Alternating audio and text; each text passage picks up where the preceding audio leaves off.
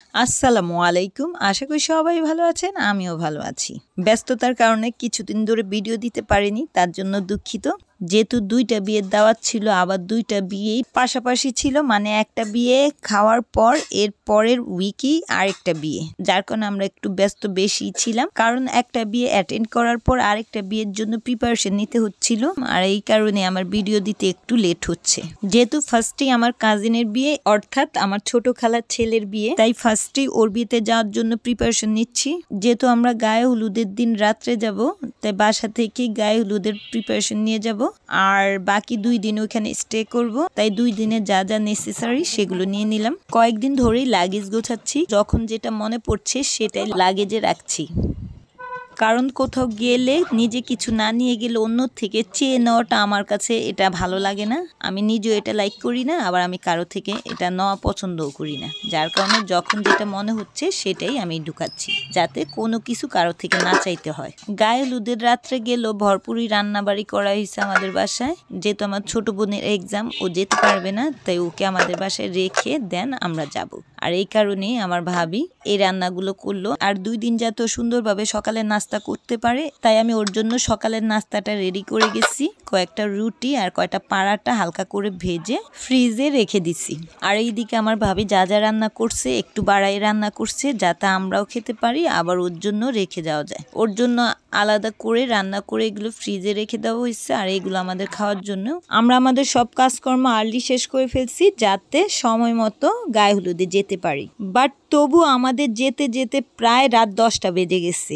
অবশ্যই এটা আমাদের নেচার, আমরা কোথাও কখনো যেতে নিলে আগের থেকে রেডি হইতে নিলেও আমাদের লেটই হয়। আর এইদিকে ঘরের তো 12টা বেজে গেছে, সাজগোজ সব বিছানার মধ্যে ছড়ায় ছিটায় রাখছি। এগুলো আবার আমরা চলে যাওয়ার পর আমার ছোট বোন গুছায় গাছায় রেখে দিচ্ছে। আর হালকা কিছু মেকআপ প্রোডাক্ট আমি আগেই গুছায় রাখছিলাম লাগেজের ভেতরে। কোন কাপড় গায়ে হলুদে পরা হবে এটার কোনো সিলেক্টিং কাপড় ছিল না, যে যেটা পরতে পারে। তাই আর কি আমরা বোনেরা, আমার ভাবি, আমরা চুজ করলাম ইয়েলো কালারের কাপড়গুলো। অবশ্যই ইয়েলো কালারের কাপড় চুজ করার একটা রিজন ছিল, সেটা হচ্ছে যেহেতু সামনেই ফাল্গুন মাস, আর ফাল্গুনেও তো ইয়েলো কালারের, হোয়াইট কালারের এই কাপড়গুলো বেশি মানায়। তাই আর কি আমরা ইয়েলো কালারের কাপড়গুলো চুজ করলাম। আমার সেজো বোন আমাকে শাড়ি পরায় দিচ্ছে, কারণ আমি মোটামুটি যেমনই সাজগোজ পারি আমার জন্য এনাফ, বাট শাড়িটাই পরতে পারি না। অবশ্য ট্রাই করলে পারবো, যেহেতু বোনেরা আছে আর বোনদের হাতে পরতে পারি, তাই নিজে নিজে কখনো শাড়ি পরা ট্রাই করা হয়নি। তাই আর কি আমার সেজো বোন আমাকে শাড়ি পরায় দিচ্ছে। যাই হোক, আমরা রেডি হয়ে বের হয়ে পড়লাম ছোট খালার বাসা যাওয়ার জন্য। রাত 10টার মধ্যে আমরা ওইখানে পৌঁছে গেছি। গিয়ে দেখি আমার বড় বোন আরো অনেক আগে চলে আসছে, যেহেতু উনি ওনার বাসা থেকে আসছে, আর ওনার বাসা থেকে আমার ছোট খালার বাসার ডিস্টেন্স তেমন বেশি না। তাই আর কি আমার বড় বোন আমরা যাওয়ার অনেক আগে চলে গেছে। এসে দেখি মোটামুটি সবাই রেডি, যেহেতু অনুষ্ঠান তেমন বড় হচ্ছে না, ছোটখাটোর মধ্যে হচ্ছে, শুধুমাত্র কাছের কিছু রিলেটিভ নিয়ে এই অনুষ্ঠানটা হচ্ছে। এই নকশি পিঠায় আজ শিপনের হলুদ সন্ধ্যা, এটা লিখে এই পিঠাটা বানানো হয়েছে। এটা গায়ে হলুদে স্টেজে বরের সামনে দেওয়া হবে, এর সাথে আরো কি কি দেওয়া হবে এগুলো সব রেডি করে ডাইনিং টেবিলে রেখে দিচ্ছে। ওইটাই আবার একটু আমি ভিডিও করলাম। আর এইদিকে আমার সেজো বোনের ছোট ছেলে এক একজনের ফটো তুলতেছে। ওকে একদিনের জন্য আমরা মিনি ফটোগ্রাফার বানাইছি।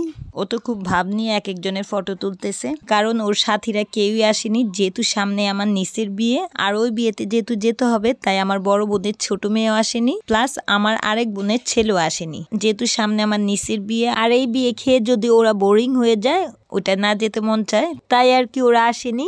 আমাদের সাইড থেকে আমরা শুধুমাত্র 3 ফ্যামিলির মানুষ আসছি, তার মধ্যে সবাইও আসেনি, জাস্ট আমার বড় বোন, বড় বোনের বড় মেয়ে, আমি, আমার ভাবি, আর আমার সেজো বোন, সেজো বোনের ছেলে, এই 6 জনই আমরা 3 ফ্যামিলির থেকে গেছি। আর আমার বাকি অন্যান্য বোনের ফ্যামিলির প্লাস আমার সব বোনের হাজব্যান্ডরা, ওরা সবাই বৌভাতের দিন আসবে। আমার ছোট খালার বাড়ি থেকে একটু দূরে একটা মাঠ আছে, বেশি দূর না, কাছাকাছি। ওইখানে যেহেতু স্টেজ সাজানো হয়েছে, এখন আমরা সবাই ওখানে চলে যাব।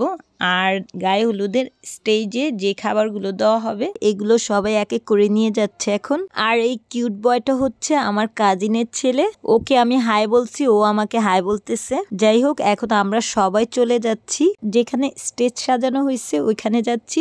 আমরা বোনেরা আগে আগে নেমে গেছি, আর বর পেছনে আসতেছে। এখন আমরা চলে যাচ্ছি যেখানে স্টেজ সাজানো আছে সেইখানে।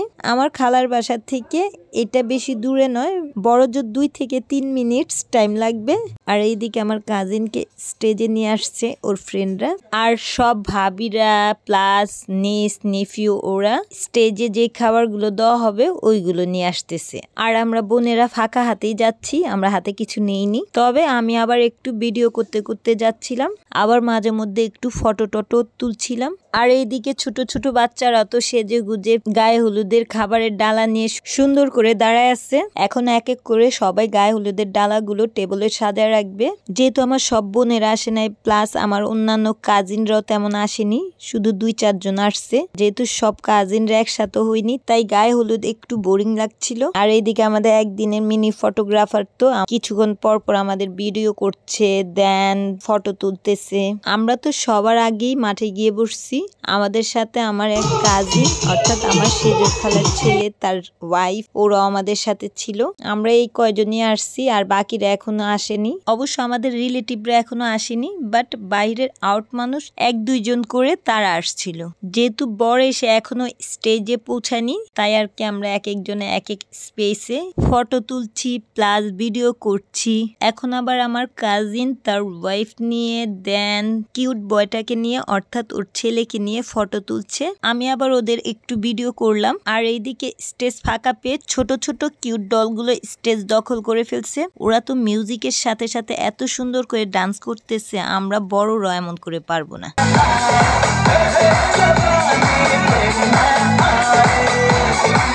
আমরা আরো কি কি করলাম আমার পরের ব্লগে দেখাবো। আজকের জন্য বিদায় নিচ্ছি। সবাই ভালো থাকবেন এবং আমাকে বেশি বেশি করে সাপোর্ট করবেন। ধন্যবাদ সবাইকে। আল্লাহ হাফেজ।